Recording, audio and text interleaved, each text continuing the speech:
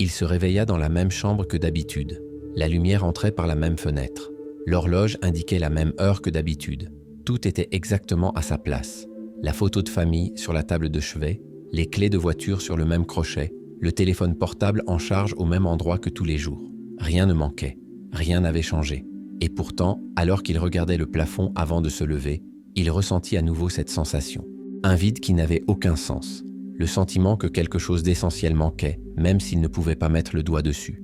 Ce n'était pas de la tristesse, ce n'était pas du désespoir, c'était quelque chose de plus silencieux, de plus profond, comme si la vie se déroulait autour de lui, mais pas en lui, comme s'il était présent partout et absent à la fois. Il avait tout ce qu'il avait toujours voulu, un travail stable, sa propre maison, les personnes qu'il aimait près de lui, mais quelque chose ne collait pas, et plus il essayait de comprendre ce qui n'allait pas, plus le vide grandissait. Peut-être reconnaissez-vous ce sentiment, pas nécessairement dans la même situation, ni dans les mêmes circonstances, mais dans la texture du sentiment. Cette inquiétude qui surgit dans les moments les plus improbables, au milieu d'une réussite, à la fin d'une journée productive, aux côtés de ceux que vous aimez. Une question qui ne se formule pas en mots, mais qui pulse doucement, constamment. C'est tout, pas comme une déception, mais comme un sentiment d'étrangeté, comme si vous aviez suivi toutes les instructions et que vous vous étiez quand même trompé de chemin. Ce qui est curieux, c'est que ce vide n'a rien à voir avec ce qui manque. Il apparaît justement quand tout est présent, quand la liste des conquêtes est complète, quand les objectifs ont été atteints, quand la vie a enfin pris la forme que vous aviez prévue. C'est à ce moment-là, non pas dans l'échec mais dans le succès, que le sentiment s'installe. Parce que ce que vous espériez ressentir n'est pas venu avec ce que vous espériez avoir. Avez-vous déjà pris le temps de remarquer cela? Comment le monde entier vous apprend à accumuler, mais personne ne vous apprend à habiter. Comment vous apprenez dès votre plus jeune âge à vouloir, à rechercher, à conquérir, à protéger, mais vous n'apprenez jamais à simplement être. Toute votre enfance a été un entraînement. Étudiez pour avoir un avenir. Travaillez pour avoir la sécurité. Mariez-vous pour avoir de la compagnie. Ayez des enfants pour avoir un sens. Avoir, avoir, avoir. Comme si la vie était un inventaire à remplir. Comme si exister était synonyme de posséder. Et vous avez obéi. Vous avez tout fait correctement. Vous avez suivi le script. Mais maintenant, les mains pleines, vous réalisez que vous ne savez pas quoi faire de ce que vous avez. Parce qu'avoir n'a pas apporté ce qu'il promettait. La maison n'a pas apporté la paix. La relation n'a pas apporté la plénitude. Le succès n'a pas apporté de satisfaction durable. Vous continuez à attendre quelque chose qui n'arrive jamais. Vous continuez à avoir l'impression d'être en retard à un rendez-vous qui n'a jamais été pris. Le problème, c'est que personne ne vous a dit que le jeu était truqué depuis le début. Que plus vous avez, plus vous devez protéger. Plus vous gagnez, plus vous avez à perdre. Plus vous vous attachez à ce que vous avez obtenu, plus vous devenez fragile. Parce que maintenant, votre paix dépend de choses que vous ne contrôlez pas. Votre bonheur dépend de personnes qui peuvent partir. Votre sens dépend de conquêtes qui peuvent disparaître. Tu as construit une forteresse, mais tu as pris toute ta vie en otage. Et il y a quelque chose d'encore plus cruel dans tout cela. Tu le sais. Au fond, tu l'as toujours su. Que rien ne dure, que tout change. Que les gens vieillissent, que les sentiments changent, que les corps faiblissent, que les certitudes s'estompent. Tu sais que cette étreinte prendra fin, que cette conversation s'achèvera, que ce moment ne se reproduira pas. Mais vous faites semblant de ne pas le savoir. Vous vivez comme si vous aviez signé un contrat à durée indéterminée avec la réalité, comme si le monde vous avait promis que cette fois-ci, ce serait différent. Et quand ce n'est pas le cas, quand la personne s'en va, quand l'emploi prend fin, quand le corps tombe malade, quand le temps s'écoule, vous souffrez comme si vous aviez été trahi, comme si quelque chose qui vous appartenait vous avait été volé. Mais la vérité, c'est que rien ne t'a jamais appartenu. Tu as simplement cru que c'était le cas. Et c'est là que commence toute la souffrance. Pas la perte en soi, mais l'illusion qu'il y avait quelque chose à perdre. Car que se passe-t-il lorsque tu regardes de près les choses que tu appelles tiennes? Ton père ne t'appartient pas. C'est un être humain à part entière, dont l'existence a commencé avant toi et se poursuivra sans toi. Votre enfant n'est pas à vous. Il a son propre destin, sa propre âme, une vie dont vous n'êtes que le témoin pendant un certain temps. Votre corps n'est pas à vous. Il vieillit sans vous demander votre avis, tombe malade sans prévenir, et un jour, il cessera de fonctionner. Même vos pensées ne vous appartiennent pas. Elles apparaissent et disparaissent sans que vous n'ayez votre mot à dire. Alors, qu'est-ce qui vous appartient exactement? La réponse est rien. Et ce n'est pas une sentence désespérée. C'est le début de la seule liberté possible. Car si rien ne vous appartient, alors rien ne peut vous être enlevé. Si tout est emprunté, Alors tout peut être pleinement vécu tant que c'est là, sans le poids de l'attente de la permanence. Mais pour atteindre cette liberté, vous devez d'abord regarder en face le mensonge qu'on vous a appris à vivre. Le mensonge selon lequel retenir, c'est aimer. Que contrôler, c'est prendre soin. Que posséder, c'est vivre. Et si la souffrance que vous ressentez n'était pas due à un manque, mais au fait que vous essayez de retenir quelque chose qui n'a jamais cessé de bouger? Avez-vous déjà remarqué le langage que vous utilisez tous les jours? Ma maison, ma voiture, mon travail, ma femme, mon enfant, ma vie. Chacune de ces phrases comporte une affirmation invisible de propriété, comme si les choses et les personnes qui vous entourent étaient des extensions de vous-même. Comme s'il existait une ligne réelle, tangible, reliant votre être au monde extérieur. Mais cette ligne n'existe pas. Elle n'a jamais existé. C'est une construction psychologique si convaincante que vous avez oublié que vous l'avez inventée. Pensez à quelqu'un que vous aimez, quelqu'un qui est essentiel dans votre vie. Maintenant, observez. À quel moment précis cette personne est-elle devenue vôtre? Était-ce lorsque vous l'avez rencontrée? Lorsqu'elle vous a dit qu'elle vous aimait? Lorsque vous vous êtes fait des promesses? La vérité dérangeante est qu'aucun de ces moments n'a créé de possession. Ce qu'ils ont créé, c'est un lien, un souvenir, une histoire partagée. Mais vous avez transformé tout cela en propriété.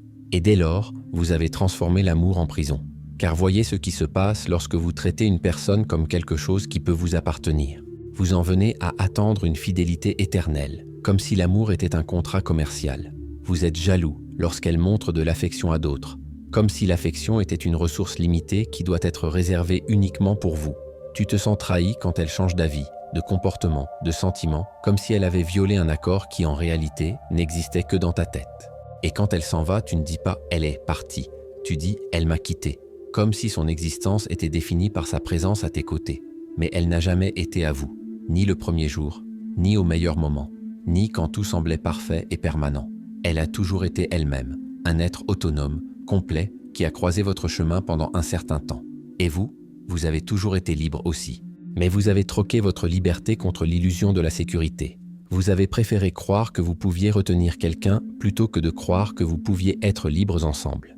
Bouddha a passé des années à observer ce mécanisme. Il l'a appelé Tana, la soif, le désir compulsif, la faim qui transforme tout en objet de possession. Ce n'est pas un désir tranquille, qui apprécie et libère. C'est un désir qui s'empare, qui veut figer l'instant, qui tente de transformer une expérience vivante en chose morte. Vous voyez une belle fleur et vous voulez l'accueillir pour l'avoir chez vous. Mais dès que vous l'accueillez, elle commence à mourir. L'acte de possession détruit ce que vous vouliez préserver. Et cela ne se produit pas seulement avec les personnes. Cela se produit avec tout. Vous avez un emploi et vous commencez à l'appeler « ma carrière », comme si l'entreprise avait signé un pacte de sang avec vous. Puis vient le licenciement et vous avez l'impression qu'on vous a volé votre identité. Mais l'entreprise n'a jamais promis d'être la vôtre. Vous avez simplement décidé de fusionner votre existence avec elle. Vous êtes en bonne santé et vous appelez cela « mon corps », en oubliant qu'il s'agit d'un système biologique temporaire qui va défaillir, vieillir et s'arrêter. Puis vient la maladie et vous vous révoltez, comme si vous aviez acquis le droit à la jeunesse éternelle. Le plus fascinant et le plus effrayant, c'est que vous faites cela même avec vos souvenirs. Mon enfance, mes moments heureux, mon passé. Vous prenez des fragments de temps qui se sont déjà dissous et vous essayez de les maintenir en vie par une répétition obsessionnelle. Vous racontez la même histoire 1000 fois, non pas pour la partager, mais pour prouver qu'elle existe toujours. Mais elle n'existe pas. Ça a existé. Et dès que ça s'est terminé, ça a cessé d'être réel. Il ne reste qu'un écho dans votre esprit. Et vous êtes tellement attaché à cet écho que vous en oubliez de vivre le moment présent. Il y a une scène qui illustre parfaitement cela. Un père tenant la main de son jeune fils alors qu'il traverse la rue. C'est un geste d'attention, de protection, d'amour. Mais observez ce qui se passe dans l'esprit de ce père. Il ne pense pas « je tiens sa main en ce moment ». Il pense « mon fils ». Et dans cette pensée, quelque chose change.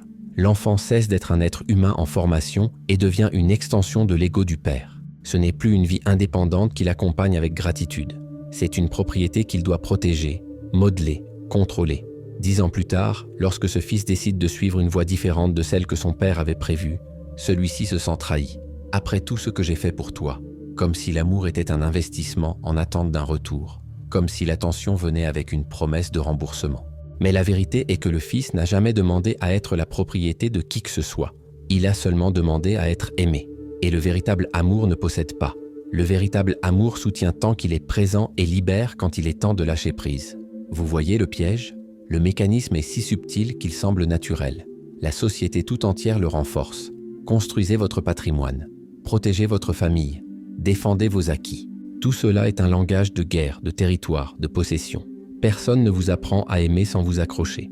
Personne ne vous apprend à prendre soin sans contrôler. Personne ne vous apprend que vous pouvez être profondément connecté à quelqu'un tout en reconnaissant que cette personne ne vous appartient pas. Et le plus cruel, plus vous essayez de retenir, plus vous perdez. Parce que retenir trop fort étouffe.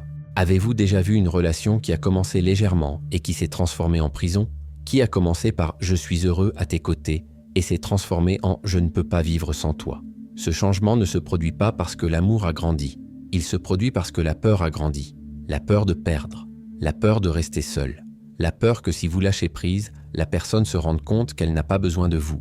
Mais l'ironie, c'est que cette peur devient une prophétie autoréalisatrice. La personne ne part pas parce que vous l'avez lâchée. Elle part parce que vous l'avez trop retenue. Parce que personne ne peut respirer là où il n'y a pas d'espace. Personne ne peut aimer là où il n'y a que de la dépendance. Et quand elle finit par partir, vous blâmez le destin, vous la blâmez, vous blâmez le monde. Mais vous ne regardez jamais le seul endroit où se trouve la réponse, le moment où vous avez décidé que l'amour signifiait possession. Bouddha a observé cela dans toutes les formes possibles de souffrance humaine, la perte d'un être cher, la fin d'une relation, l'échec professionnel, le vieillissement, la maladie, la mort. Dans chacune de ces souffrances, le schéma est le même. Vous souffrez non pas parce que quelque chose a pris fin, mais parce que vous croyez pouvoir faire durer cela éternellement. Vous avez transformé l'impermanence en trahison personnelle. Vous avez transformé la nature de la vie en injustice cosmique. Mais l'univers n'est pas injuste. Il est simplement honnête. Tout ce qui naît mourra. Tout ce qui se rencontre se séparera. Tout ce qui monte redescendra. Non par cruauté, par mouvement. Parce que la vie est un flux, pas une photographie. Et vous, vous essayez de transformer la rivière en lac. Vous essayez de geler ce qui n'existe que parce qu'il coule. Alors vient la question que personne ne veut poser, mais qui doit être posée. Si vous n'avez jamais rien eu, qu'avez-vous perdu exactement? Si les gens ne vous ont jamais appartenu, pourquoi leur départ est-il aussi douloureux qu'un vol? Si le corps a toujours été temporaire, pourquoi le vieillissement semble-t-il être une trahison? La douleur est réelle, personne ne le nie, mais la douleur ne vient pas de la perte. La douleur vient des attentes déçues. Elle vient de la croyance que vous aviez acheté un billet pour rester alors que la vie ne vend que des billets allés simples. Vous pouvez aimer profondément sans dire « mien ». Vous pouvez prendre soin intensément sans exiger l'éternité. Vous pouvez être complètement présent sans lier votre paix à la présence de l'autre. Mais pour cela, vous devez désapprendre tout ce qu'on vous a enseigné sur l'amour, sur la sécurité, sur la vie. Vous devez commencer à voir la possession comme une illusion et non comme une conquête. Vous devez commencer à voir le détachement comme une liberté et non comme de la froideur. Et peut-être, juste peut-être, lorsque vous cesserez d'essayer de posséder les choses, vous pourrez enfin être avec elles. Être vraiment, sans peur, sans calcul, sans l'attention constante de celui qui sait qu'il tient quelque chose qui peut lui échapper à tout moment. Parce que cela ne peut pas vous échapper. Cela n'a jamais été entre vos mains. Cela n'a fait que passer entre elles. Mais alors, pourquoi est-ce si douloureux?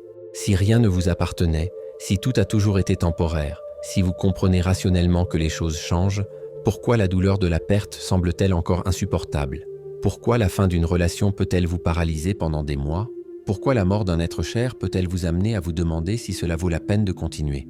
Si la perte n'est pas réelle, d'où vient la souffrance? La réponse se trouve dans un endroit que vous remarquez rarement, dans les attentes invisibles que vous avez construites sans vous en rendre compte. Toute votre douleur ne vient pas de ce qui s'est passé. Elle vient de ce que vous croyez qui allait se passer. Elle vient de l'histoire que vous avez écrite sur la façon dont la vie devait se dérouler et que la réalité a refusé de mettre en scène. Épictète, un philosophe né esclave et devenu l'un des maîtres du stoïcisme, a dit quelque chose qui touche au plus profond. Les hommes ne sont pas troublés par les choses qui leur arrivent, mais par les opinions qu'ils ont sur ces choses. Relisez cette phrase. Vous ne souffrez pas à cause de l'événement en lui-même. Vous souffrez à cause de la différence entre ce qui s'est passé et ce que vous pensiez devoir se passer. L'événement est neutre. La souffrance naît de votre interprétation, de votre jugement, de votre résistance. Pensez à quelqu'un qui a perdu son emploi. La perte en soi n'est qu'un fait. La relation de travail a pris fin. Mais observez tout ce qui va avec. J'aurais dû être valorisé. J'ai tellement travaillé, ils auraient dû me garder. Je méritais cette promotion, pas ce licenciement. Chaque « aurait dû » est une attente non satisfaite. Chaque « méritait » est un contrat imaginaire que vous avez signé seul et dont personne d'autre ne connaissait l'existence. L'entreprise n'a jamais promis une loyauté éternelle. C'est vous qui avez décidé d'y croire. Le monde n'a jamais promis la justice. C'est vous qui attendiez une réciprocité automatique entre l'effort et la récompense. Et lorsque la réalité vous a montré qu'il n'existait pas de garantie de ce type, vous n'avez pas blâmé l'attente. Vous avez blâmé la réalité. Il en va de même dans les relations amoureuses. Vous rencontrez quelqu'un, vous tombez amoureux, et sans vous en rendre compte, vous commencez à construire un avenir imaginaire. Nous vieillirons ensemble. Nous fonderons une famille. Cette personne sera toujours à mes côtés. Rien de tout cela n'a été promis. Rien de tout cela n'a été garanti. Mais vous avez agi comme si c'était certain. Vous avez transformé une possibilité en certitude. Et lorsque la personne a changé d'avis, lorsque les sentiments ont changé, lorsque la vie vous a mené sur des chemins différents, vous vous êtes senti trahi. Mais personne ne vous a trahi. Vous avez simplement confondu désir et destin. Il y a une phrase dévastatrice de Marc Aurèle qui résume parfaitement cela. Tout ce que nous entendons n'est qu'une opinion, pas un fait. Tout ce que nous voyons est une perspective, pas la vérité. Vous construisez des récits sur le fonctionnement du monde, sur la façon dont les gens devraient se comporter, sur la façon dont la vie devrait récompenser la gentillesse, les efforts, la loyauté. Mais ces récits sont les vôtres. Ce ne sont pas des lois universelles. Et lorsque la vie ne suit pas votre scénario, vous souffrez. Non pas parce que la vie a échoué, mais parce que vous avez écrit un scénario que la vie ne s'est jamais engagée à suivre. Regardez ce qui se passe quand quelqu'un meurt. La mort en soi n'est qu'une transition.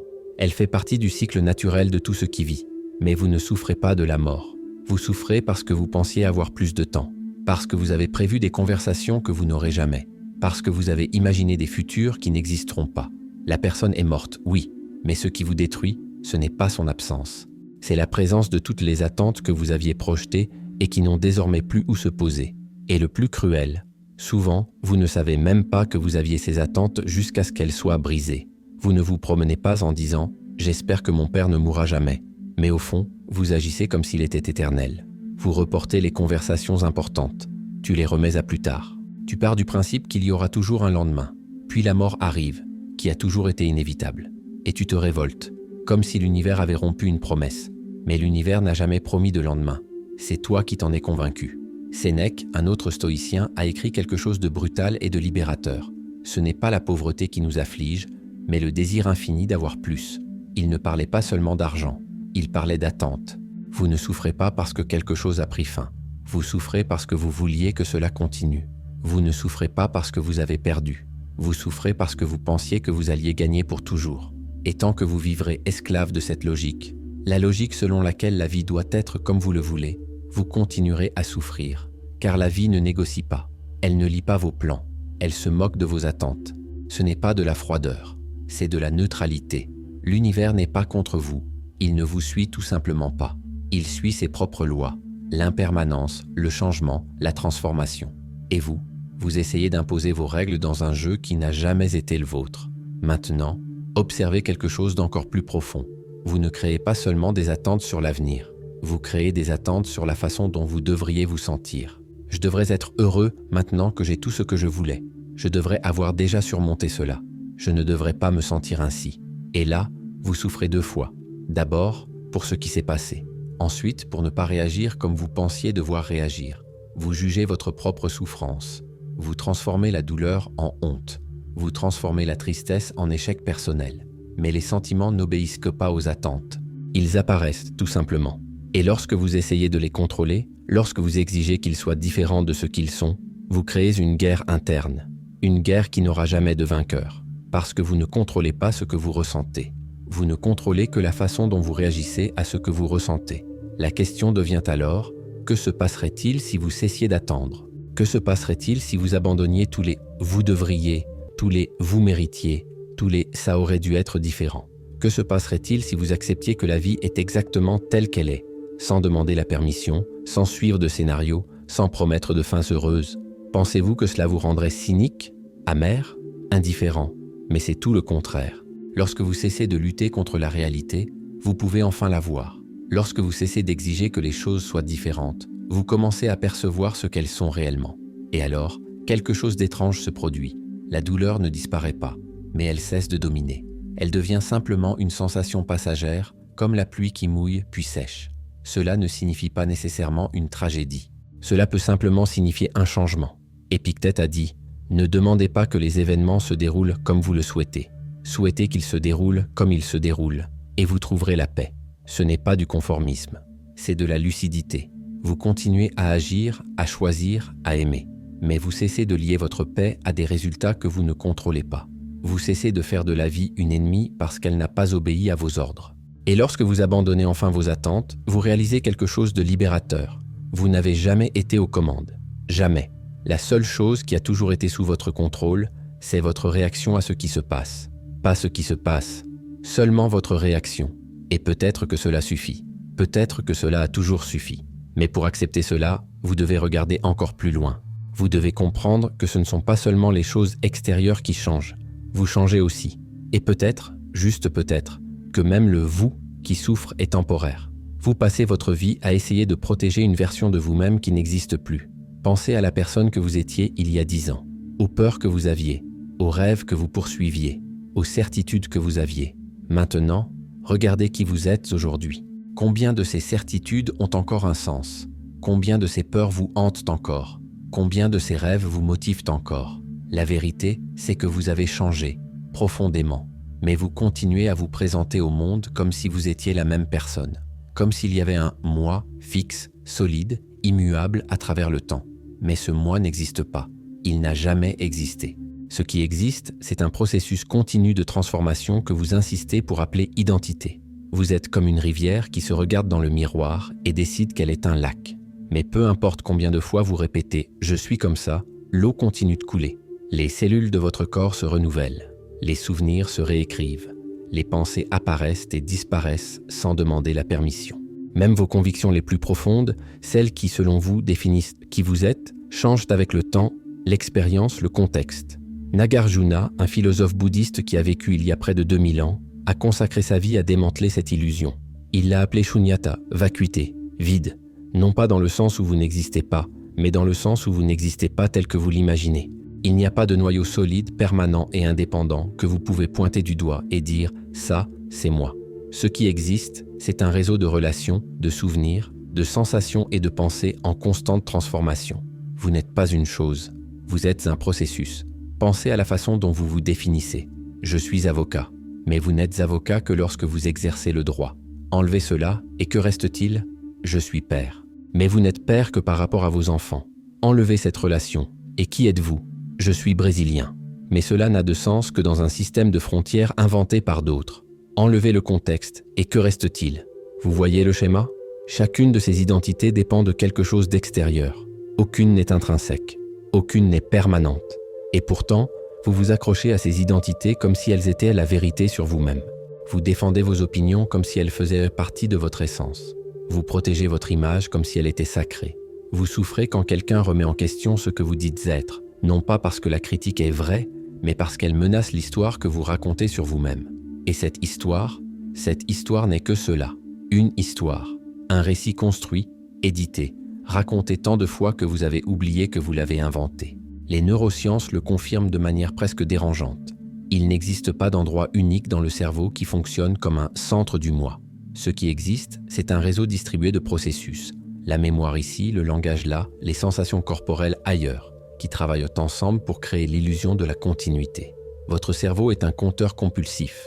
Il prend des fragments d'expériences déconnectées et les assemble en un récit cohérent appelé « ma vie ». Mais cette cohérence est rétroactive. Vous ne vivez pas d'abord, puis vous racontez. Vous racontez pendant que vous vivez, et l'histoire change tout le temps. Vous voulez une preuve? Souvenez-vous d'un événement important de votre enfance. Maintenant, essayez de séparer ce dont vous vous souvenez réellement de ce qu'on vous a raconté à propos de cette journée. Essayez de distinguer le vrai souvenir des photos que vous avez vues, des histoires que vous avez entendues maintes et maintes fois. Y parvenez-vous?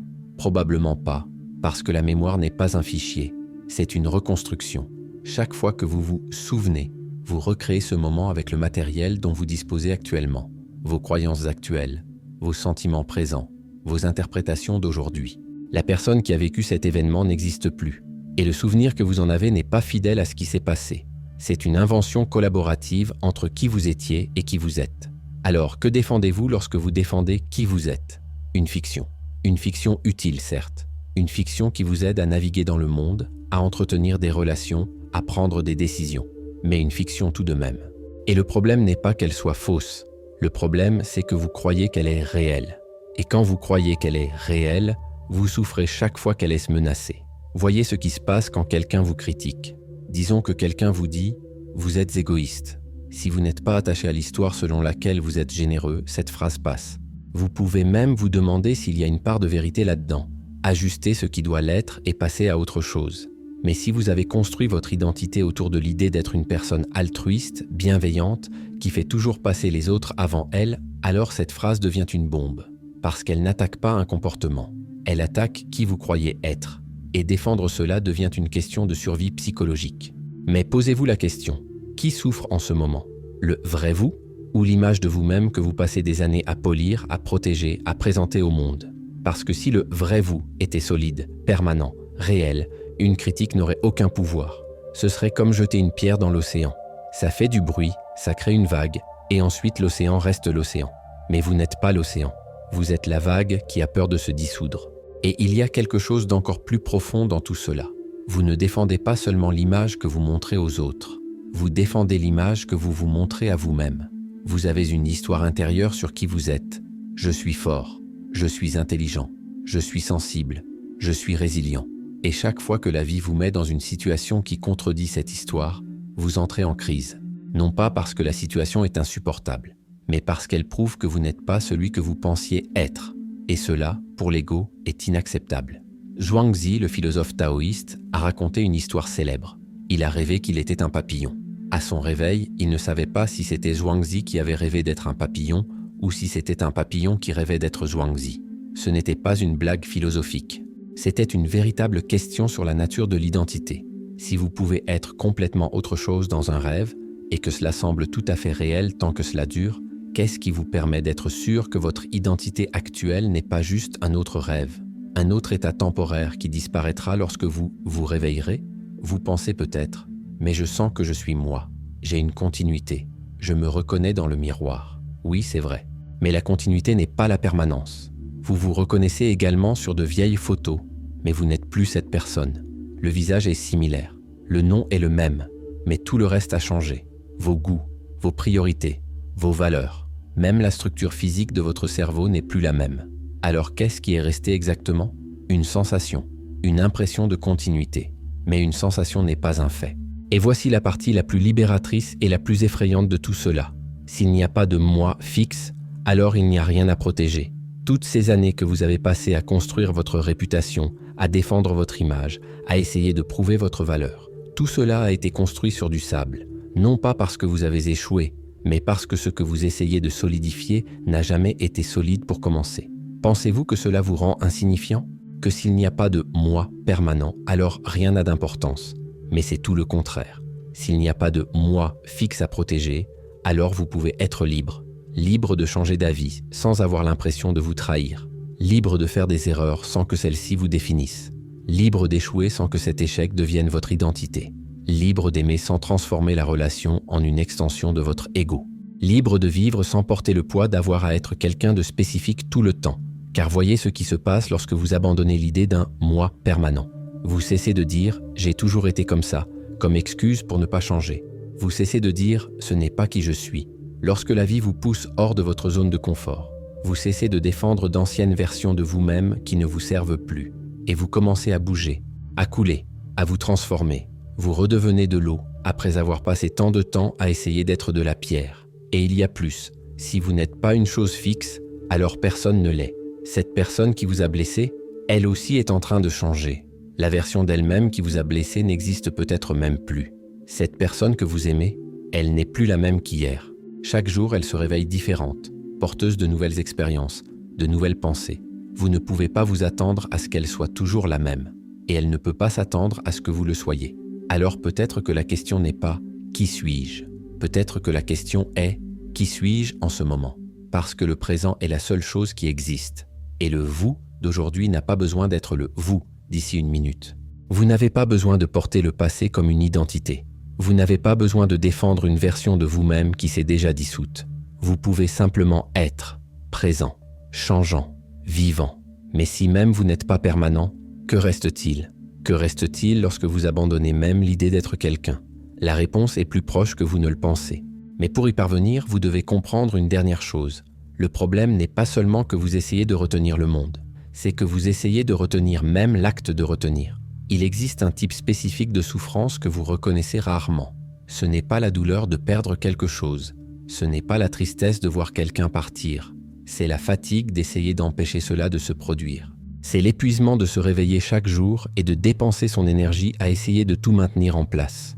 Essayer de contrôler l'incontrôlable. Essayer de retenir le vent avec les mains ouvertes et désespéré parce qu'il continue de s'échapper. Vous faites cela tout le temps. Vous essayez de contrôler la façon dont les gens vous perçoivent, la façon dont vos enfants se développent, la façon dont votre corps vieillit, la façon dont vos émotions se comportent, la façon dont l'avenir va se dérouler. Vous créez des plans, des routines, des systèmes, des stratégies. Tout cela pour créer l'illusion que vous êtes aux commandes.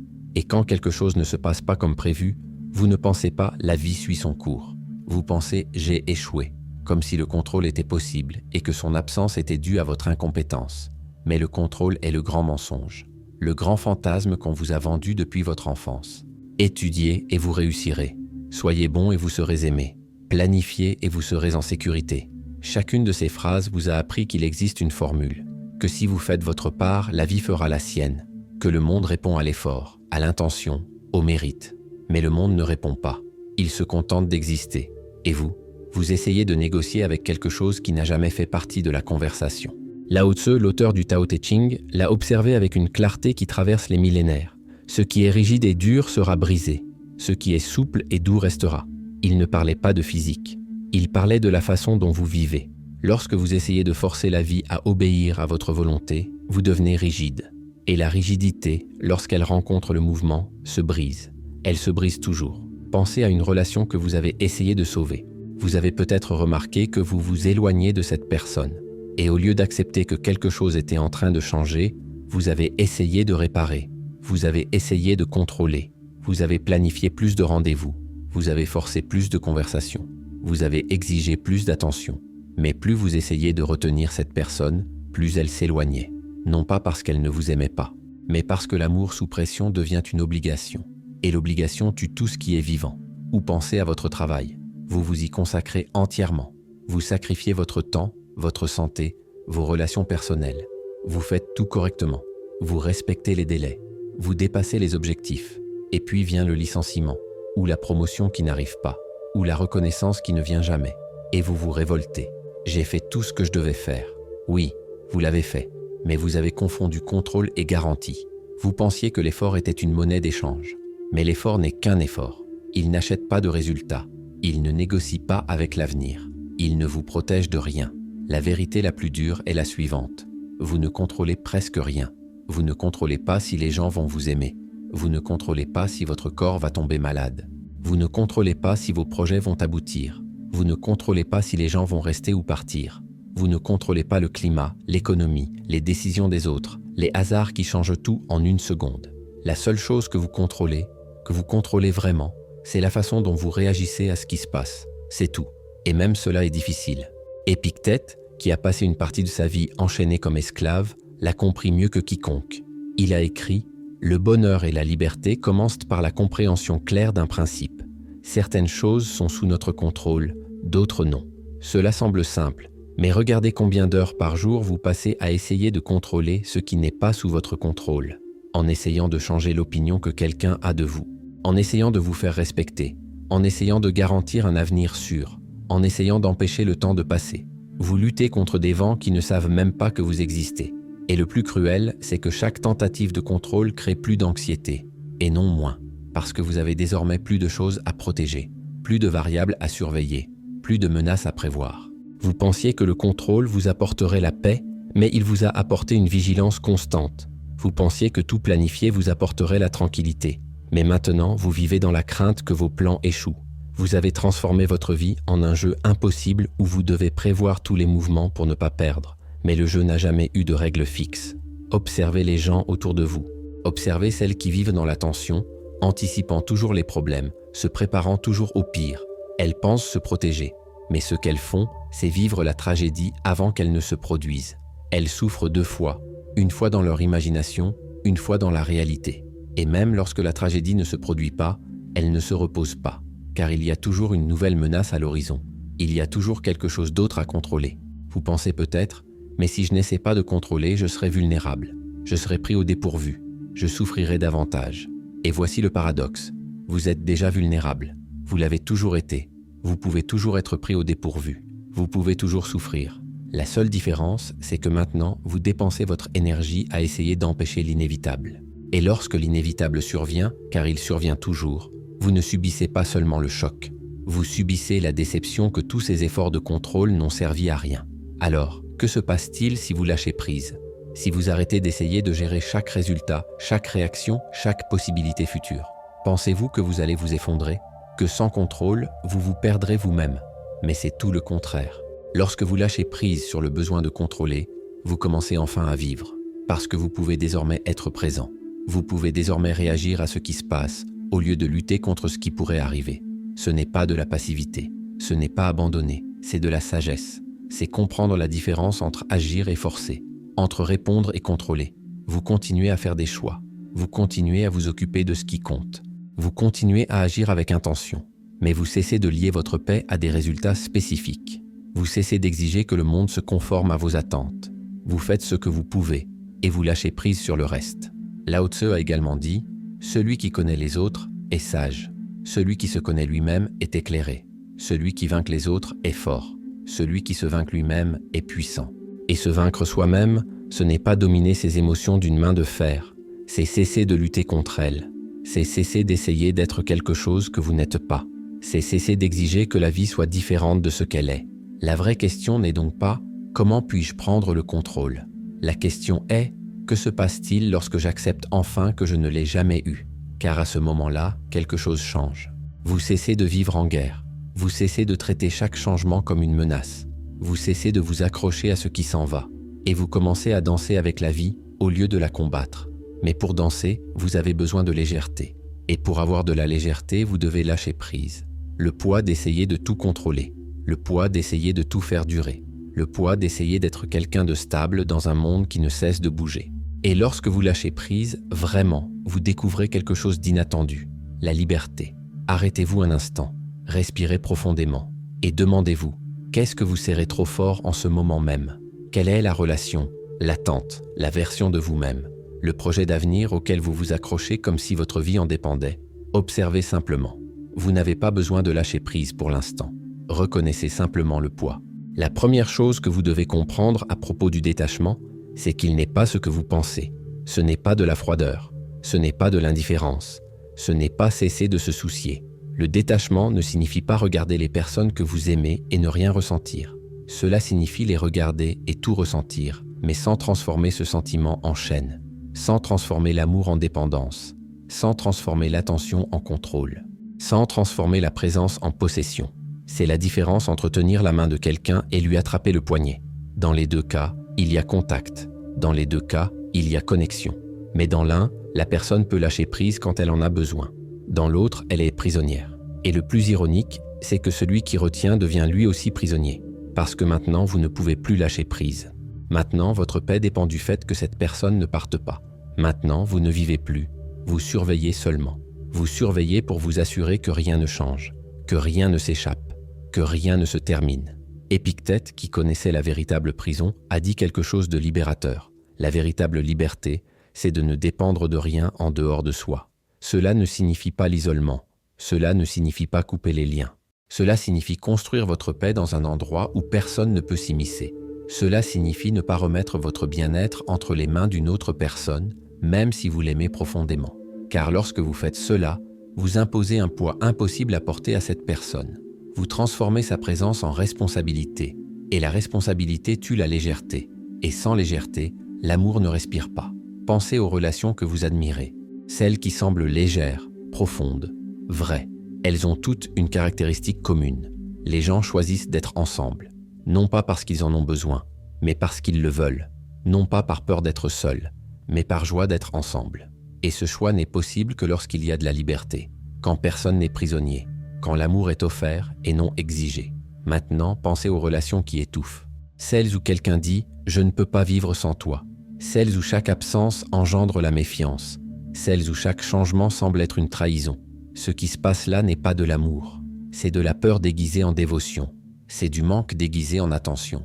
C'est une tentative désespérée de combler un vide intérieur en utilisant une autre personne comme matériau de construction. Et cela ne fonctionne jamais, parce que le vide persiste. Il n'est que temporairement comblé. Et lorsque la personne s'en va, et elle peut toujours s'en aller, le vide ne revient pas seulement, il se multiplie. Bouddha a enseigné que la souffrance naît du tanha, la soif, le désir qui s'accroche. Mais il a également enseigné le chemin vers la liberté, upekkha, l'équanimité. Ce n'est pas l'absence de sentiments, c'est une présence sans attachement. C'est la capacité d'aimer profondément tout en acceptant que tout est temporaire. C'est dire « je t'aime » sans ajouter « alors tu dois rester ». C'est dire « c'est important pour moi » sans ajouter « alors ça ne peut pas changer ». C'est vivre pleinement en sachant que tout va finir et choisir quand même de vivre pleinement. Avez-vous déjà vu quelqu'un tenir une fleur? Il existe une façon de tenir qui permet à la fleur de rester une fleur. Vous la tenez délicatement, vous admirez sa beauté, vous sentez son parfum, mais vous ne la serrez pas. Vous n'essayez pas de l'arracher au temps, vous n'essayez pas de la faire durer éternellement. Et quand elle se fane, vous ne vous sentez pas trahi. Vous êtes reconnaissant qu'elle ait existé. C'est la façon d'aimer qui libère. C'est la façon de vivre qui ne génère pas de souffrance. Mais on vous a enseigné le contraire. On vous a enseigné qu'aimer, c'est posséder, que prendre soin, c'est contrôler, que s'engager, c'est renoncer à sa liberté. Alors vous vous engagez dans des relations comme si vous signiez des contrats. Vous attendez une exclusivité émotionnelle, une fidélité éternelle, une prévisibilité absolue. Et quand quelque chose ne se passe pas comme prévu, vous ne pensez pas « les choses ont changé ». Vous pensez « j'ai été trompé ». Mais personne ne vous a trompé. Vous avez simplement confondu amour et garantie. Vous avez voulu de la sécurité là où il n'y a que du mouvement. Et le résultat est prévisible. Vous êtes pris entre la peur de perdre et la fatigue de tenir bon. Pris entre le besoin de contrôler et la conscience que vous ne pouvez pas. Pris entre le désir que tout reste pareil et la réalité que rien ne reste pareil. Alors, qu'est-ce qui change lorsque vous apprenez à lâcher prise? Premièrement, vous cessez de voir chaque changement comme une menace. La personne que vous aimez commence à développer de nouveaux centres d'intérêt. Au lieu de paniquer, vous ressentez de la curiosité. Votre enfant choisit une voie différente de celle que vous aviez prévue. Au lieu de vous sentir trahi, vous ressentez du respect. Votre travail change d'orientation. Au lieu de ressentir une perte d'identité, vous ressentez des possibilités. Deuxièmement, vous cessez de vivre dans le futur, car l'attachement regarde toujours vers l'avenir avec crainte. Et si elle me quittait? Et si je perdais cela? Et si cela ne marchait pas? Mais le détachement vit dans le présent, non pas parce qu'il ignore l'avenir, mais parce qu'il comprend que l'avenir est incontrôlable. Alors pourquoi gaspiller le présent à imaginer des tragédies qui ne se produiront peut-être jamais? Pourquoi gâcher ce qui est vivant maintenant par peur qu'un jour cela ne soit plus là? Troisièmement, vous commencez à aimer vraiment, parce que maintenant vous n'aimez pas pour combler un vide. Vous n'aimez pas pour vous assurer de la compagnie. Vous n'aimez pas pour éviter la solitude. Vous aimez parce que la personne existe, parce qu'elle a croisé votre chemin, parce que partager du temps avec elle enrichit votre existence. Et si un jour elle part, vous ressentirez son absence. Elle vous manquera, mais vous n'aurez pas l'impression qu'on vous a volé quelque chose qui vous appartenait, parce que vous n'avez jamais traité cette personne comme votre propriété. Marc Aurèle, empereur de Rome et philosophe stoïcien, a écrit dans ses journaux « On ne perd que ce que l'on possède. Si vous ne possédez rien, vous ne pouvez rien perdre. » Il n'était pas cynique, il était libre, il aimait sa famille, il aimait son empire, mais il ne confondait pas amour et possession. Et c'est pourquoi, lorsque la vie lui enlevait quelque chose, et la vie enlève toujours quelque chose, il ne s'effondrait pas, il continuait. Parce que sa paix ne dépendait jamais de la durée des choses extérieures. Vous pouvez trouver cela froid, vous pouvez penser que se détacher ainsi, c'est trop se protéger, construire des murs au lieu de ponts. Mais c'est tout le contraire, c'est l'attachement qui construit des murs. L'attachement vous isole dans vos attentes, dans vos peurs, dans votre besoin de contrôle. Le détachement vous libère pour être présent, pour aimer sans crainte, pour vivre sans l'attention constante de celui qui sait qu'il peut tout perdre à tout moment. Et il y a autre chose, le détachement ne concerne pas seulement les personnes, il concerne tout, votre identité, vos croyances, vos réalisations. Vous pouvez être fier de ce que vous avez construit sans en faire votre prison. Vous pouvez avoir des convictions fortes sans les transformer en dogmes. Vous pouvez valoriser votre travail sans y fondre votre identité. Vous pouvez être tout cela, tout en sachant que rien de tout cela ne vous définit, que vous êtes plus grand que n'importe quel rôle que vous jouez, plus grand que n'importe quelle réussite que vous obtenez, plus grand que n'importe quelle version de vous-même que vous présentez au monde. Le détachement ultime ne concerne donc ni les choses, ni les personnes. Il concerne vous-même. Il s'agit de lâcher prise sur le besoin d'être quelqu'un en particulier, de maintenir une image, de protéger une réputation, de défendre une identité. C'est réaliser que vous pouvez changer complètement et rester entier, que vous pouvez tout perdre et rester vous-même, que vous n'avez jamais eu besoin de quoi que ce soit d'extérieur pour être complet, parce que la complétude n'est pas quelque chose que l'on atteint, c'est quelque chose que l'on reconnaît. Mais reconnaître cela ne résout pas tout. Cela ne vous protège pas de la douleur. Cela ne vous empêche pas de ressentir la perte. Cela ne fait que changer la nature de la souffrance. Parce que maintenant, vous souffrez sans vous détruire. Vous ressentez sans vous noyer. Vous perdez sans vous perdre vous-même. Et peut-être que cela suffit. Peut-être que cela a toujours suffi. Mais il reste encore une question. Si vous lâchez tout, les attentes, le contrôle, l'identité, la possession, que reste-t-il ? Que reste-t-il lorsque tout ce qui est temporaire se dissout ? Et la réponse à cette question est ce qui vous libère enfin. Il y a un moment, au milieu d'une perte dévastatrice, où quelque chose d'étrange se produit. Vous avez déjà pleuré tout ce que vous pouviez pleurer. Vous avez déjà repassé 1000 fois dans votre tête ce qui aurait pu être différent. Vous avez déjà négocié avec l'univers, avec Dieu, avec le hasard. Et puis vient le silence. Ce n'est pas la paix. Ce n'est pas l'acceptation. C'est juste le vide. Un vide si complet que vous ne savez même plus qui ressent ce vide. Et à ce moment-là, si vous ne fuyez pas, si vous ne comblez pas cet espace avec des distractions, de la colère, une nouvelle obsession, vous pouvez voir quelque chose qui a toujours été là, mais que vous n'avez jamais pris le temps d'observer. Vous, sans histoire, sans identité, sans rôle à jouer, juste la conscience que vous êtes vivant, que quelque chose en vous continue à témoigner, même lorsque tout ce que vous pensiez vous définir a disparu. Et cette conscience ne souffre pas. Elle observe simplement la souffrance. Elle ne désespère pas. Elle remarque simplement le désespoir. Elle n'est pas brisée. Elle reconnaît simplement que quelque chose a été brisé. Et si vous parvenez à rester dans cet espace, même pendant quelques secondes, vous touchez quelque chose qui ne peut jamais être perdu, parce qu'il n'a jamais été construit. Marc Aurèle, s'écrivant à lui-même au milieu des guerres qu'il menait, a dit « Tout ce qui est extérieur n'est que fumée soufflée par le vent ». Il n'était pas nihiliste. Il désignait ce qui n'est pas de la fumée, ce qui n'est pas emporté par le vent, ce qui reste quand tout le reste se dissout. Et qu'est-ce que c'est ? Ce n'est pas votre corps, car il vieillit. Ce ne sont pas vos réalisations, car elles peuvent vous être retirées. Ce ne sont pas vos relations, car elles peuvent prendre fin. Ce ne sont pas vos pensées, car elles changent tout le temps. Ce qui reste, c'est la conscience qui perçoit tout cela, la présence qui existe avant que toute histoire ne soit racontée. Vous pensez peut-être, mais c'est trop abstrait. Cela ne m'aide pas à gérer ce que je ressens actuellement. Et c'est vrai. Lorsque vous êtes en proie à la douleur, savoir qu'il existe une conscience pure derrière tout cela ne fait pas disparaître la douleur. Mais cela fait quelque chose de différent, et peut-être de plus important. Cela vous fait réaliser que la douleur n'est pas vous, que la souffrance est quelque chose que vous expérimentez, pas quelque chose que vous êtes. Et cette distinction change tout. Car voyez-vous, lorsque vous dites « je suis triste », vous vous identifiez à la tristesse. Vous dites que la tristesse est ce que vous êtes en ce moment. Mais si vous changez la phrase en « il y a de la tristesse ici », quelque chose se déplace. Désormais, la tristesse est un événement, pas une identité. C'est un état émotionnel qui vous traverse, pas la définition de qui vous êtes. Et si c'est quelque chose qui passe, alors vous pouvez attendre. Vous pouvez observer. Vous pouvez laisser passer sans vous accrocher, sans résister, sans transformer une émotion temporaire en traumatisme permanent. Les bouddhistes appellent cela anatta, l'absence d'un moi permanent. Non pas dans le sens où vous n'existez pas, mais dans le sens où vous n'êtes aucune des choses que vous pensez être. Vous n'êtes pas vos pensées, car vous observez vos pensées. Vous n'êtes pas vos émotions, car vous ressentez vos émotions. Vous n'êtes pas votre corps, car vous percevez votre corps. Alors qui êtes-vous ? Ce qui observe, ce qui ressent, ce qui perçoit. Et cela, ce qui est témoin de tout, n'est jamais né et ne mourra jamais. Parce que ce n'est pas une chose, c'est juste de la conscience, juste de la présence, juste le fait d'être là.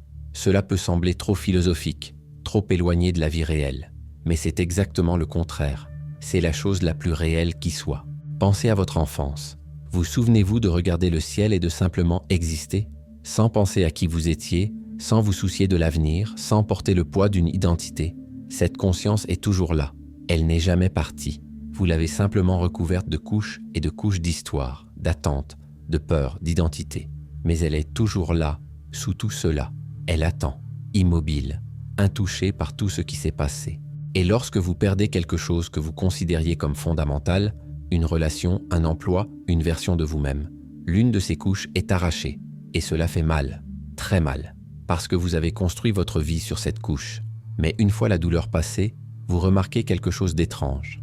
Vous êtes toujours là, sans cette couche, et vous êtes toujours vous-même, peut-être même plus vous-même qu'avant, parce qu'il y a maintenant moins de masques, moins de personnages, moins d'illusions. Il y a une histoire racontée par Zhuangzi. Lorsque sa femme est morte, ses amis sont venus lui rendre visite, s'attendant à le trouver détruit. Mais il était assis, jouant du tambour et chantant. Ils ont été choqués. « Comment peux-tu faire ça? Ta femme est morte. » Et il répondit, « Quand elle est morte, bien sûr que j'ai ressenti quelque chose. Mais ensuite, j'ai pensé. Avant de naître, elle n'existait pas. Maintenant, elle est retournée au même endroit. Pourquoi devrais-je pleurer? Ce serait comme pleurer l'hiver quand l'été arrive. Ce n'est pas de la froideur. C'est une compréhension profonde. » Zhuangzi ne niait pas la douleur. Il refusait simplement de transformer la douleur en tragédie cosmique. Il considérait la mort comme faisant partie du mouvement naturel de la vie. Comme faisant partie du Tao, le flux qui ne s'arrête jamais, qui dissout les formes et en crée de nouvelles, qui ne connaît ni début ni fin parce qu'il est pur mouvement. Et vous vivez comme s'il existait quelque chose en dehors de ce flux, comme s'il y avait un endroit sûr où vous pourriez vous cacher de l'impermanence. Mais il n'y en a pas. Tout ce que vous êtes, tout ce que vous avez, tout ce que vous aimez, tout est dans le flux. Tout bouge, tout change, tout se dissout, lentement ou rapidement. Et vous pouvez passer votre vie à lutter contre cela, créant ainsi une souffrance inutile. Ou vous pouvez apprendre à évoluer avec cela.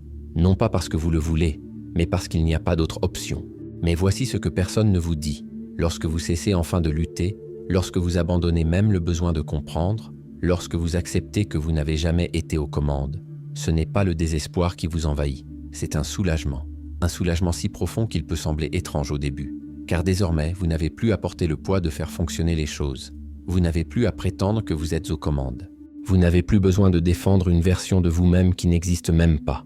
Et le plus étrange, vous commencez à vivre davantage, pas moins. Parce que maintenant, vous n'êtes plus partagé entre ce que vous êtes et ce que vous devriez être. Entre ce que vous ressentez et ce que vous devriez ressentir. Entre ce qui se passe et ce que vous voudriez qu'il se passe. Vous êtes simplement là, présent, entier, non pas parce que vous avez résolu tous les problèmes, mais parce que vous avez cessé de traiter la vie comme un problème à résoudre. Sénèque, un autre stoïcien qui a connu l'exil, la trahison et finalement la mort forcée, a écrit « La vie est assez longue pour ceux qui savent en user ». Il ne parlait pas de la quantité de temps, il parlait de présence, parce que vous pouvez vivre 80 ans sans jamais être vraiment présent. Vous pouvez passer toute votre vie à revivre le passé ou à anticiper l'avenir, mais sans jamais habiter le présent. Et à la fin, vous vous rendrez compte que vous n'avez pas vécu. Vous avez seulement prévu de vivre. Vous vous êtes seulement préparé à vivre. Vous avez seulement imaginé vivre. Mais lorsque vous lâchez prise, lorsque vous lâchez vraiment prise, non seulement intellectuellement, mais viscéralement, quelque chose change. Vous commencez à remarquer des choses. La lumière qui change en fin d'après-midi, le son de la respiration, la texture d'un moment ordinaire, des choses qui ont toujours été là, mais que vous n'avez jamais vues parce que vous étiez trop occupé à protéger, contrôler, planifier. Et vous réalisez, cela a toujours été suffisant. Ce moment tel qu'il est a toujours été suffisant. Vous ne pouviez simplement pas le voir parce que vous cherchiez autre chose, quelque chose de permanent, quelque chose de garanti, quelque chose qui vous ferait vous sentir en sécurité. Mais la sécurité est l'illusion qui vous éloigne de la vie, parce que la vie est un risque. La vie est une incertitude. La vie, c'est ne pas savoir ce qui va arriver et pourtant faire le prochain pas. Alors, que reste-t-il quand vous lâchez tout? Quand vous lâchez la possession, l'attente, l'identité, le contrôle, même la souffrance. Ce qui reste est quelque chose qui n'a jamais eu besoin d'être retenu. Quelque chose qui a toujours été là. Quelque chose que vous avez toujours été, mais que vous avez oublié pendant que vous étiez occupé à essayer de devenir. Il ne reste que cela. Le simple fait d'être en vie, d'être conscient, d'être ici, maintenant, témoin de ce moment qui ne se reproduira jamais. Et cela, ce que vous avez toujours pensé ne pas être suffisant, c'est tout. Ça l'a toujours été. Il se réveille. La lumière à travers la fenêtre est la même. L'horloge indique la même heure. Les clés sont sur le même crochet. La photo est au même endroit. Rien n'a changé à l'extérieur. Mais quelque chose a changé à l'intérieur. Il ne sait pas dire quoi. Il n'y a pas eu de révélation dramatique. Il n'y a pas eu de moment de clarté absolue. Juste un calme qui n'était pas là auparavant. Un espace entre les pensées. Une légèreté qui ne dépend de rien de certain. Il a toujours les mêmes responsabilités. Le même travail. Les mêmes factures. Les mêmes relations. Mais la texture est différente. Avant, chaque chose était un poids. Chaque décision une menace. Chaque changement, une perte potentielle. Maintenant, tout cela existe toujours, mais cela n'a plus le même pouvoir, comme s'il avait découvert qu'il pouvait porter tout cela sans être écrasé. Non pas parce qu'il est devenu plus fort, mais parce qu'il a cessé de résister au poids. Vous comprenez ce que cela signifie? Ce n'est pas que la vie soit devenue plus facile. Ce n'est pas que les problèmes aient disparu. Ce n'est pas qu'il ne ressente plus de douleur, de peur ou de tristesse. Il ressent tout cela. Mais maintenant, il ne lutte plus contre ce qu'il ressent. Il ne juge pas. Il n'exige pas que les choses soient différentes. Il laisse simplement les choses être. Et dans ce laisser être, il y a une paix qu'il n'aurait jamais imaginée possible. Une paix qui n'a besoin de rien d'extérieur pour exister. Car voyez-vous, vous avez passé toute votre vie à conditionner votre paix à des circonstances. Je serai bien quand j'aurai obtenu cet emploi. Je serai en paix quand j'aurai trouvé la bonne personne. Je me sentirai complet quand j'aurai atteint cet objectif. Et chaque fois que vous y parveniez, la paix venait, pendant un certain temps. Mais bientôt, la peur revenait. La peur de perdre ce que vous aviez conquis. La peur que cela ne soit pas suffisant. La peur qu'il manque encore quelque chose. Et alors vous partiez à la conquête suivante, croyant que cette fois-ci serait différente. Que cette fois-ci, enfin, vous trouveriez la paix durable. Mais la paix durable ne se trouve dans aucune conquête. Elle ne se trouve dans aucune relation. Elle ne se trouve dans aucune version future de vous-même. Elle est ici, maintenant, sous toutes les couches de peur, de contrôle, d'attente, sous le besoin que tout soit différent de ce qu'il est. La paix que vous recherchez n'a pas besoin d'être trouvée, elle doit être découverte. Comme quelqu'un qui nettoie la poussière d'un miroir et se rend compte que le reflet a toujours été là. Lao Tzu a enseigné, celui qui sait se contenter de ce qu'il a est vraiment riche. Mais le contentement n'est pas de la résignation. Ce n'est pas renoncer à ses rêves. Ce n'est pas accepter des situations difficiles et appeler cela de la sagesse. Le contentement est quelque chose de différent. C'est la capacité d'être en paix même lorsque les choses changent. C'est pouvoir travailler pour quelque chose de mieux sans lier sa paix au résultat. C'est pouvoir aimer profondément en sachant que l'on peut perdre. C'est pouvoir vivre pleinement en sachant que tout est temporaire. Pensez à la façon dont vous respirez. Vous inspirez et au moment opportun, vous expirez. Vous n'essayez pas de retenir votre respiration indéfiniment. Vous n'avez pas peur que la prochaine inspiration ne vienne pas. Vous faites confiance au processus. Vous inspirez, vous expirez, vous inspirez, vous expirez. C'est un cycle auquel vous ne pensez même pas. Et cela, c'est la métaphore parfaite de la façon dont il faut vivre. Recevoir ce qui vient. Lâcher prise quand il est temps de lâcher prise. Avoir confiance que le moment suivant apportera ce qui est nécessaire. Sans s'accrocher, sans résister. Mais vous ne vivez pas ainsi. Vous inspirez et essayez de retenir. Vous recevez de l'amour et essayez de le retenir. Vous obtenez quelque chose et essayez de le figer. Vous vivez un moment heureux et essayez de le faire durer éternellement. Et le résultat? Suffocation, anxiété, le sentiment constant que vous êtes sur le point de perdre quelque chose d'essentiel. Parce que c'est le cas, c'est toujours le cas. Parce que tout ce que vous pouvez perdre est temporaire. Et si vous liez votre paix à des choses temporaires, votre paix sera également temporaire. Le grand changement se produit lorsque vous construisez votre paix sur ce qui est inébranlable. Et qu'est-ce qui est inébranlable? Pas vos conquêtes, pas vos relations, ni votre corps, ni vos pensées. Ce qui est inébranlable, c'est la conscience qui perçoit tout cela. La présence qui existe avant toute pensée. L'espace dans lequel toute expérience se produit. Cela ne change jamais. Cela n'est jamais menacé. Cela ne peut jamais être perdu. Parce que ce n'est pas une chose. C'est ce que vous êtes lorsque vous cessez d'être toutes les choses que vous pensez être. Et lorsque vous vivez à partir de cet endroit, lorsque votre paix ne dépend plus de quoi que ce soit à l'extérieur, tout change, pas le monde. Vous continuez à aimer mais sans désespoir. Vous continuez à travailler mais sans anxiété. Vous continuez à planifier mais sans vous attacher à vos plans.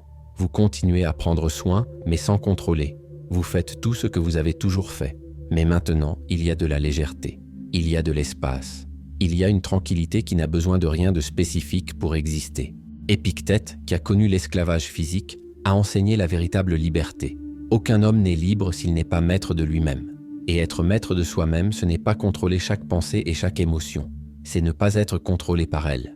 C'est pouvoir ressentir de la colère sans agir sous le coup de la colère. Pouvoir ressentir de la peur sans être paralysé par la peur. C'est pouvoir ressentir de la tristesse sans se noyer dans la tristesse. C'est savoir que vous êtes plus grand que tout ce qui vous arrive. Alors imaginez ce que ce serait de vivre ainsi. Se réveiller sans craindre ce que la journée va apporter. Aimer sans craindre de perdre. Travailler sans craindre d'échouer. Vieillir sans résister au passage du temps. Ressentir la douleur sans la transformer en souffrance. Ressentir la perte sans la qualifier de tragédie. Serait-ce de l'indifférence? Non, ce serait la liberté. La liberté d'être pleinement présent à chaque instant en sachant que le moment passera et que tout va bien.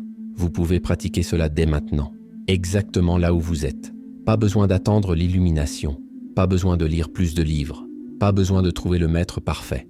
Il suffit de s'arrêter, de respirer et d'observer. Observez ce qui est là sans essayer de le changer. Observez ce que vous ressentez sans juger. Observez ce que vous pensez sans vous identifier. Et dans cette observation, simple, directe, sans effort, vous touchez la paix qui a toujours été là. La paix qui n'a besoin de rien. La paix qui ne dépend de rien. La paix qui est vous lorsque vous cessez d'essayer d'être autre chose. Bouddha a dit quelque chose de simple et de profond. La paix vient de l'intérieur. Ne la cherchez pas à l'extérieur. Il n'a pas dit « la paix se conquiert » ou « la paix se mérite ». Il a dit qu'elle vient de l'intérieur, parce qu'elle est déjà là. Elle a toujours été là. Vous l'avez simplement recouverte de tant de choses, tant d'attentes, tant de peurs, tant d'histoires sur qui vous êtes et qui vous devriez être, que vous avez oublié qu'elle existait. Mais lorsque vous enlevez les couches, lorsque vous lâchez ce qui n'est pas essentiel, lorsque vous cessez d'essayer d'être quelqu'un et que vous vous permettez simplement d'être, alors la paix apparaît. Non pas comme une conquête, mais comme une reconnaissance. Comme se souvenir de quelque chose que vous avez toujours su, mais que vous avez fait semblant d'oublier. Et voici la dernière vérité. Cette paix ne résoudra pas vos problèmes. Elle ne paiera pas vos factures. Elle ne guérira pas vos blessures. Elle ne vous rendra pas ce que vous avez perdu. Mais elle fera quelque chose de plus important. Elle vous permettra de vivre tout cela sans vous détruire. Elle vous permettra de tout ressentir sans vous noyer. Elle vous permettra de traverser la tempête en sachant que vous n'êtes pas la tempête. Vous êtes le ciel. Et le ciel continue. Toujours, même lorsqu'il est couvert de nuages. Vous revenez alors à la scène du début, la chambre, la lumière par la fenêtre, l'horloge, les clés, la photo. Rien n'a changé à l'extérieur. Mais maintenant, enfin, vous comprenez. Vous n'aviez jamais besoin que quoi que ce soit change. Vous aviez juste besoin d'arrêter de lutter contre ce qui est. Et dans cette capitulation, non pas de défaite, mais de confiance, vous trouvez quelque chose qu'aucune conquête extérieure ne pourrait jamais vous donner. Vous vous trouvez vous-même.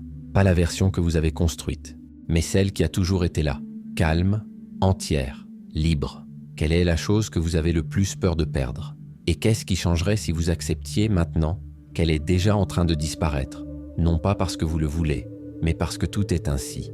Ça l'a toujours été. Laissez votre réponse dans les commentaires. Pas pour moi, mais pour vous-même. Comme une façon de reconnaître à voix haute ce que vous avez tenu trop fermement. Regardez les prochaines vidéos de la chaîne. Comptez sur moi. Et suivez le lapin blanc.